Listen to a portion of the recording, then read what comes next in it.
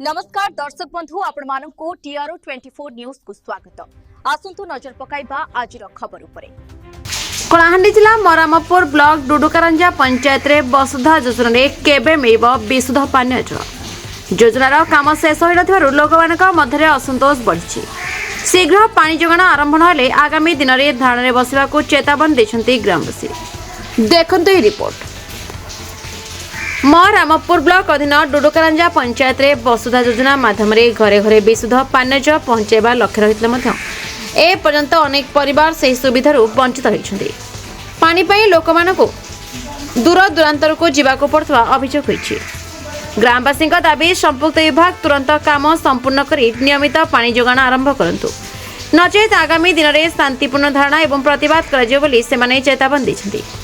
ए पर्यंत एने संपुक्त विभाग पक्षरु कोनोसी स्पष्ट समय सीमा घोषणा करिनाथिबारु लोकमानक चिंता बढ़िछि। कलाहांडीरू खगेश्वर पात्रଙ୍କ report the Republic Odisha 24 news.